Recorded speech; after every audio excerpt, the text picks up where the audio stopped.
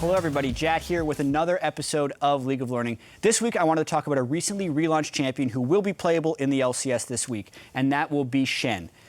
It has been changed a little bit. I wanted to go over some of the main differences in the playstyle. His trading will have gone up in potential, but it no longer has sustain. Q used to be able to heal you when you put it on minions. That is no longer the case, but because of his Spirit Blade, it can now grant him a shield and empowered auto attack. So it's a stronger trade, but you cannot heal if you take a bad trade. His W used to be a self-shield on himself. Now, it blocks auto attacks within his own. So it's situationally more powerful, but overall less generically good, because a shield is about as generically good as you can get.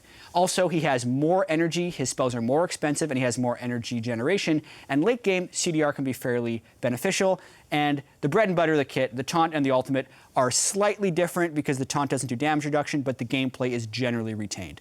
As far as what type of masteries we'll be seeing for Shen in the LCS, or even if you want to play him in solo queue, I don't think you can really go wrong with either of these trees.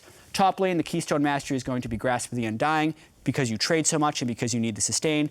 Whereas in the jungle, I think you're better off taking Strength of Ages because it's very easy to stack that up to full and get a cheap 300 extra health, which can increase your tankiness, which you're going to need since you're in the jungle and have slightly lower gold income than a top laner. So I really like these mastery trees.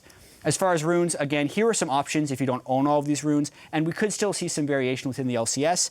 My personal favorite rune page for him that I think we'll see the most of would be attack speed marks, scaling health seals, cooldown reduction per level on glyphs, and then armor on your quintessences for good late game health scaling as well as some early armor in the jungle. And attack speed is very critical for Shen's kit, so I think that's a good mix of runes for him. Also, as far as core items go, I think the Titanic Hydra is actually very important on this Shen. He needs it for his damage. It's also a nice way of getting another auto attack down because getting all 3 hits off on your Q is incredibly important for late game energy regeneration, and Titanic Hydra can help with that. Cinderhulk and Sunfire Cape would remain core items, and then you can really mix and match whatever situational items you would want, with Dead Man's Plate probably being the best of the situational items, and then the rest of them just mix and match depending on the matchup, armor or MR, or whatever you need. Now I want to talk about how to gank on Shen, because it's very important that you get your Keyblade to pass through the enemy, since you get bonus attack speed and it increases your damage. And that only happens by pressing Q before your movement ability. Whether it's before the taunt or before flash, you can get the pass through to get that extra damage. So that will show kind of the good Shens that are comfortable with the champion how to do it. Now I want to talk about some champion synergies. Top Shen is good with a set of junglers, typically the ones that can find ways into squishy targets or deep into fights.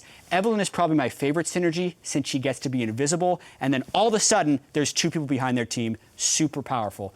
Also, Jungle Shen would be good with other top laners who can get in, but kind of more so the ones that might be a little bit squishy, since that gives them more time to do the most damage, and they can still get that backline access. But especially with the new Shen, who needs to stick for auto attacks to regain his energy and reuse his spells, he will be very weak against heavy disengage, heavy kiting, and people who can just knock him clean out of the fight like Poppy. So Lulu, Janna, Morgana, Alistar, all included in things that will be pretty bad for Shen to play against and might limit his competitive viability depending on how well teams figure out how to work around it. So that will do it for the new Shen in League of Learning, and I hope you learned something.